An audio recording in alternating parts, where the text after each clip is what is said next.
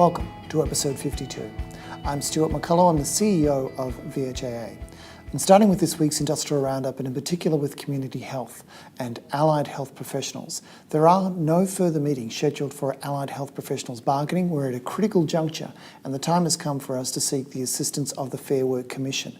We'll be updating our community health members regularly with respect to this through the VHIA community app, so those members should keep their eyes peeled under the community health stream. In terms of the medical scientists bargaining, on the Thursday the 1st of March we're scheduled to meet with representatives from the MSAV to continue bargaining for a replacement agreement covering dietitians and psychologists and pharmacists. With respect to our health service members, we are conducting our regional forums commencing this week. We'll be in the Grampians region and in particular at Skipton on Friday the 2nd of March, the Loddon Mallee region at Maryborough District Health on the 5th of March, the Hume region at Benalla Health on the 6th of March, and the Gippsland region at La Trobe Hospital on the 8th of March. And finally, for the Barwon region, we will be in Geelong on Friday the 9th of March, and we look forward to catching up with our rural and regional members. With respect to the doctors' bargaining, VHA has issued bulletins with respect to the provision of eligible employee lists and a request for confirmation that copies of the agreement, the ballot dates and other relevant material have been distributed by Friday the 2nd of March. The ballots are scheduled for 9 a.m. Thursday 15 March to midnight Friday the 23rd of March. We're preparing implementation materials and we welcome volunteers to host EBA forums in coming weeks. With respect to the general dentists and specialist dentists bargaining, the parties are yet to arrange future meetings, but discussions are ongoing between ourselves, Professionals Australia and DHHS. There is a critical issue with respect to funding, having regard for the scale of the claim being made on behalf of dentists. And with respect to nurses, on the 28th of February, VHIA hosted the Industry OH&S Working Group with the ANMF. These and other activities are summarised as always on the VHIA community app. And that's it for this week's Industrial Roundup.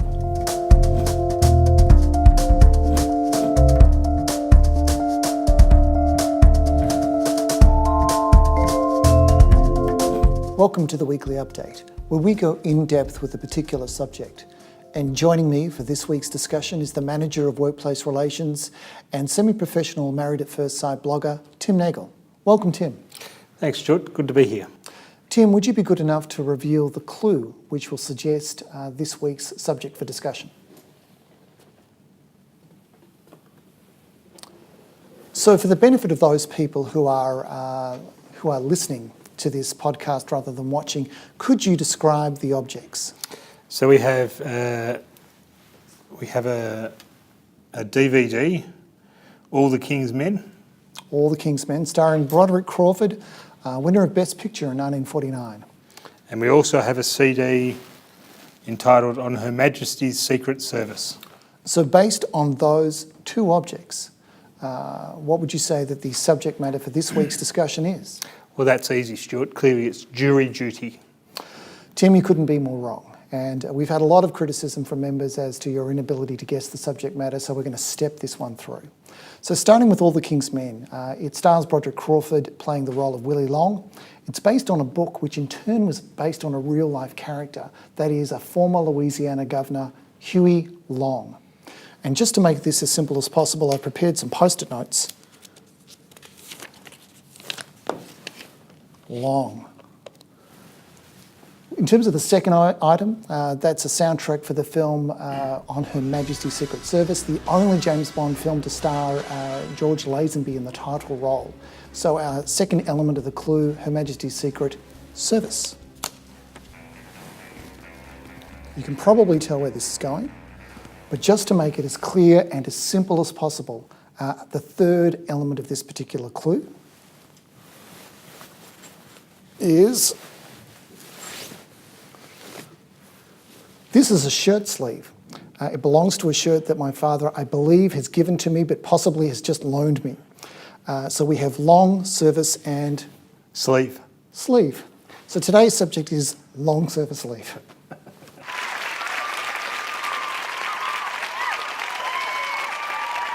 Long service sleeve. Jim, I've got a sneaking suspicion that the audience is a long way ahead of you on this one. We're talking about long service leave. Right. And in particular, we're talking about long service leave and casuals. We're talking about those with mixed service, those, that is, people with casual and permanent, either full-time or part-time service. We're talking about the Long Service Leave Act, as well as the Nurses and Midwives Agreement. Perhaps we should start with the Nurses and Midwives Agreement. What are the changes that arise as a result of that agreement? So the changes relate to the long service leave entitlements for registered nurses and midwives and not enrolled nurses. So just to be clear, that the new agreement does not change the entitlement for casual ENs. Casual ENs have always had an entitlement under the enterprise agreements and indeed the pre-modern award before that. Yes, that's right. All right, so for the sake of caution, this would be the bit where no change for casual ENs flashes, I think, just beneath our chins or something. That's right, exactly the same. So there's no change at all for ENs, and the change is limited then to casual registered nurses, there's a change for casual registered nurses and midwives. That's right. And so what's triggered this change for those casual registered nurses and midwives? What are the events that have led up to that? So there's two things that have occurred that's triggered the changes that we're about to talk about. The first one is the introduction of the Fair Work Act, and the second one is the inclusion of Clause 70.5B in the Nurses and Midwives Agreement. So just for people who aren't familiar with how things were, casual RNs and casual midwives did not have any entitlement to long service leave under the agreement, and it states that they're excluded from that agreement. But just in terms of the relevance of those changes that you referred to, particularly the changes coming into effect with the Fair Work Act, could you describe those changes? So the Fair Work Act was introduced in 2010, and what the Fair Work Act said is that those employees without any entitlement under the pre-modern award or agreement were entitled to the benefit of the State-Based Long Service Leave Act at the time a successor agreement came into force. So for the Nurses and Midwives Agreement, that occurred on the 6th of July 2012. So that reference to a successor agreement is the first agreement after the introduction of the Fair Work Act. That's what that's referring to. That's right. And in effect, what that provision is stating that those without a pre-modern award entitlement default to the state legislation. So this only applies then to those employees who did not have an entitlement to long service leave. Yeah, that's right, exactly. So when this occurred, and it really, we've been wrestling with this probably over the last couple of years, the initial discussion focused on whether a zero entitlement under the agreement actually constituted an entitlement or not. Because even if a zero entitlement was zero, if it was an entitlement, then they were precluded from the State Long Service Leave Act. My recollection was that there was discussion at the time of the Fair Work Act coming into effect that these long service leave provisions were transitory or transitional, and the idea was to really preserve rather than affect the status quo. Yeah. But because of some unusual conditions that we have within our sector, that's not turned out to be the case. So those discussions progressed and culminated in us seeking legal advice that stated that, in fact, they were entitled to the benefit of the State-Based Long Service Leave Act.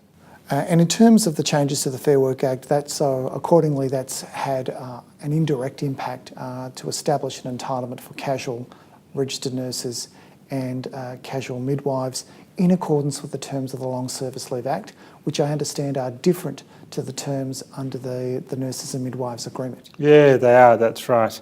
So the entitlement under the Victorian Long Service Leave Act is half of that contained under the Enterprise Agreement. Half, that's right. So the entitlement is 13 weeks of paid leave after 13 years, which can, like the agreement, can be proportionally taken after 10 years, whilst our agreements are 26 weeks of paid leave after the 15 years.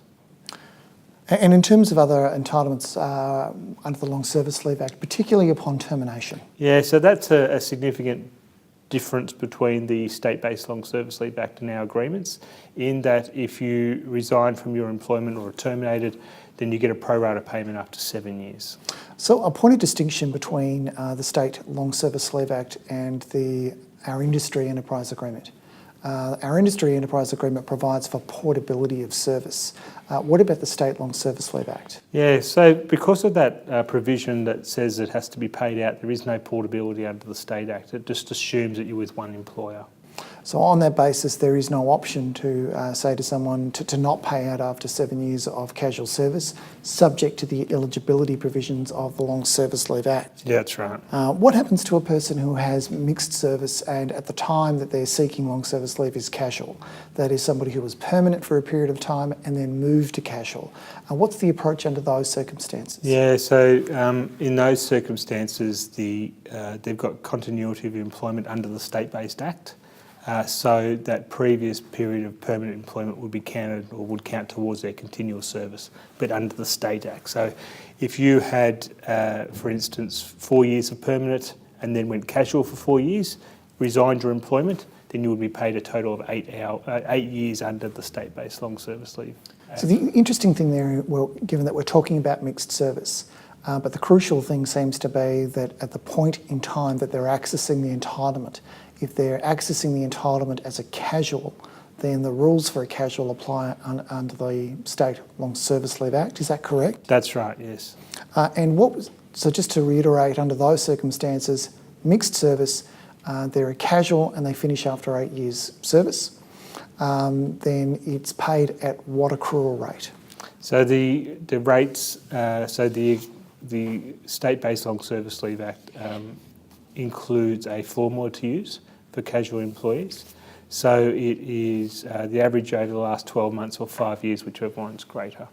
Okay, so if that's the case, then that sounds as though it would be something of a disincentive for people to go from permanent to casual without addressing their long service leave first if they possibly could. I think it's, and I think one of the upshots from these changes are there's going to be a real consideration for employees when it hasn't necessarily been that way previously. I think also there's a point of distinction when we get to the agreement and those people who are accessing as a permanent, even though they have mixed service. So a really interesting point of distinction on that point. I think members will be keen to know how far back this entitlement potentially goes to. Yeah, so there is no limitation under the Victorian Long Service Leave Act. The recognition of casual service under the State-Based Act occurred in 2005, but it doesn't actually provide a limit to how far you can go back. And my recollection is that there are specific provisions with regards to what breaks and doesn't break service for a casual employee under the State Long Service Leave Act. There is. So it's 13 weeks between shifts, essentially. So if you're a casual with an employer, you work one shift and then work another one 13 weeks, beyond 13 weeks after that first shift, then you'll essentially break your service. And I think the other burning issue for a lot of people who need to administer these issues is what are the record-keeping obligations on employers? So Section 80 of the State-Based Long Service Leave Act requires the employer to keep long service records for at least 7 years after the employee either dies or leaves the service. So there are specific record-keeping obligations under the State-Based Act. It's a different emphasis too compared to the agreement. That's right. So just to summarise, what are the implications of the changes in the Fair Work Act? Yeah, so the first point is that casual registered nurses have access to the long service provisions contained within the Victorian Long Service Leave Act. It's the first major thing. The second one is that casual registered nurses can access previous permanent employment with the same employer, but that occurs at the reduced rate. So this is the example we used before where they had 4 years of permanent employment, then went casual, and then left the organisation. They can do that, but at the reduced rate, so that's the rate under the State-Based Long Service Leave Act. The next key point is that continuous employment is determined by the Victorian Long Service Leave Act. So that's the point about what breaks service and what counts. So the rules are contained within the Long Service Leave Act itself? Exactly. And finally, any continuous service beyond 7 years under the Victorian Long Service Leave Act is paid out upon termination. All right, so that covers off those people who did not have an entitlement under the enterprise agreement, that they default to the State Long Service Leave Act. Take us now to the Nurses and Midwives agreement, and in particular to clause 70.5.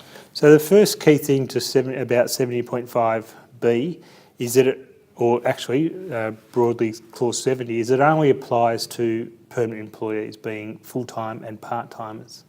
casual employees, being registered nurses and midwives, are still excluded from the operation of the clause. So what does that mean in practical terms?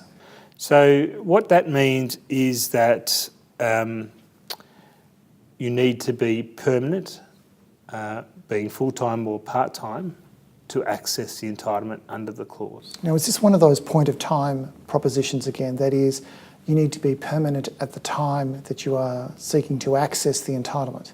That's right. So, and this is a critical point about the changes, is that what you are at the time you access an entitlement is really, really important. So if you were casual at that point in time, you'd be accessing the state-based long service leave act. If you're a permanent employee, being full-time or part-time, you're accessing clause 70 of the agreement. So I think that point-in-time approach is really a significant shift Yes. for a lot of members. So clause 70.5b applies only to those who are full-time or part-time at the point at which they access their long service leave entitlement. Correct. So what's the reference to mixed service and how does that work?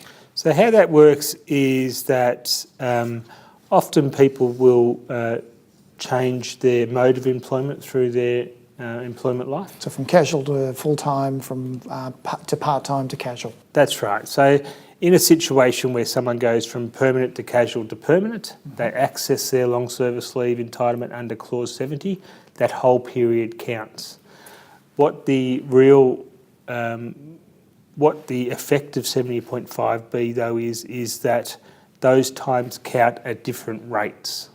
So the permanent period of time will count at the 26 weeks for 15 years, which is the normal agreement entitlement. But the periods of casual service, while they'll contribute to continuous service, accrue at a lower rate. So they're the state-based act accrual rate, which is 13 weeks in 15 years. So it really fills the gap in terms of describing how it works where a person does have that mixed history. But it's all subject to the various continuity rules. That's right, yes. So they still apply during that period of time. So could you give an example of how that might work? So, for example, if you have 7.5 years of permanent employment and 7.5 years of casual employment, and we assume that the casual employment occurred first, how you would calculate that is that you would receive 7.5 times the Long Service Leave Act accrual rate, which is 0.8667 weeks per year. So that would equal 6.5 weeks, for instance. And then for the other 7.5 years, you would accrue at the agreement rate, which is 1.733 weeks per year, which would be 13 weeks. So overall, you would have 19.5 weeks. So just to recap that, 7.5 years as a casual and 7.5 years then as a permanent. The first 7.5 years as a casual calculated at really at half the rate of the permanent rate. Yes. And then the second part is calculated in accordance with the permanent rate, and that's what gets you to that sum total of 21 weeks. So in essence, if you've undertaken mixed service, you're going to have somewhere between the state-based long service leave entitlement of 13 weeks and the agreement rate of 26 weeks, depending on how much casual work you've done. So the higher the proportion of permanent work, then the higher the rate of accrual for that period and the higher the entitlement. That's right. The greater the proportion of casual work, bearing in mind that you must be permanent at the time you seek the entitlement, then that will have the opposite effect. That's right. And in terms of continuous service, what approach is taken under the agreement? So continuous service under the agreement, for that permanent period of time, we still have the same rules that we have always had. For the casual period, it refers back to the rules under the state-based long service leave. And Section 62A in particular is of relevance to casuals under the State Long Service Leave Act. And that talks about that 13-week break between engagements. So the interesting thing about that is that at a point in time, they would have been under the State Long Service Leave Act. So I guess the logical question is, does service that fell under the State Long Service Leave Act count for the purposes of an entitlement now under the agreement where they've made that transition to permanent employment? It does, but the key thing is that you don't receive double payments. So you may have left an employer after, say, 8 years, be paid out your long service leave entitlement under the State Act. then worked for another employer, you met the requirements of the allowable period of absence. So you would maintain continuity of employment, but you couldn't be double paid for that first period of time. We talked before about the under the State Long Service Leave Act that somebody who'd gone from permanent to casual and sought to access their entitlement as a casual, that in effect that there was a disincentive to that kind of approach, but almost the opposite observation could be made for those people who transfer to permanent employment. Yes, that's right. So the whole point is to try and encourage permanent employment. So we know that members always want to know how long for. We know that they want to know what their record-keeping obligations are, but they always want to know how is it to be funded. Yeah, so currently there's a process in the department for reconciling the long service leave payments of health services. So this will be paid the same way. So whilst the accruals will show up or the liability will show up in the health services books, the payment actually will occur through the department. Through the department. Yes. And I guess in terms of that, that leads on to the question as to payroll implications. These changes, because they've been affected by a legislative change, don't take into account administrative ease, I think it's fair to say. What are the payroll implications? So, I mean, I think there's some significant implications for payroll, and really that's going to translate into a lot of additional manual calculations and reconciliations. So we're scheduling a reference group with our payroll reference group, but also representative of HR, to try and work through some of those practical implications. So what other activities does VHIA have planned to discuss these changes for long service leave further? So it is a big change, so we're doing a lot to try and support the implementation of the new provisions. So firstly, we've released an implementation guide. I think that was released last week, and that's a collaborative document that we've created with both the department and also the ANMF as well. So that's an agreed interpretation. It's been released as a bulletin. People can find it on the MyIR website page, and they can also find it on the community app.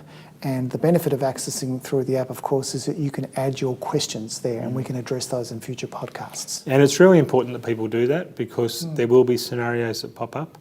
The implementation guide contains a frequently asked questions section, but there will always be additional questions to add to that. And any question that a member has, they won't be the only member to have that question. That's right. The second thing we're doing is releasing a further bulletin dealing with the interactions between the various agreements and the State-Based Long Service Leave Act. So while we addressed it through the implementation guide and this podcast about the interaction between the nurses agreement and the State-Based Long Service Leave, each agreement will have an interaction. So we'll release that bulletin to give people more information about that. We'll also add long service leave to the March regional rural member forums that we're undertaking to give people to run through the situation and the implications with members, and also give them a chance to ask questions. So those upcoming rural and regional forums commencing on the 2nd of March will be a great opportunity for members to ask their questions about these changes. That's right. We're also adding it to the Metropolitan and Regional Rural monthly meeting agendas as well. So they occur in the first and the second week of the month to try and stimulate some additional conversations and answer any questions that people may have there. And finally, as you said, we're using the VHIA community app to elicit questions from the field so that we can gather them for the next frequently asked questions. So just to reiterate, the implementation guide that's been issued is a document that is an agreed document between ourselves, ANMF and DHHS. Yes, that's right. And the key points with regards to that document once again? So the key points really are that the situation for registered nurses and midwives has changed under both the agreement and the Long Service Leave Act. It's not necessarily a result of the new agreement, but rather a result of legislative changes. That periods of casual employment for registered nurses and midwives may now count towards a calculation of continuous service, and the mode of employment at the time of taking the leave or taking the entitlement is really important to determine what the rules are. Tim, I suspect we're going to be talking about this again, and we're certainly going to be talking about it with our HR people and at the rural and regional forums. But thank you for taking us through that summary of the implementation guide. I'm mindful that we've got a soundtrack for On Her Majesty's Secret Service, but I do feel that Mission Impossible might have been a better choice. But thank you, Tim. Thank you, Stuart.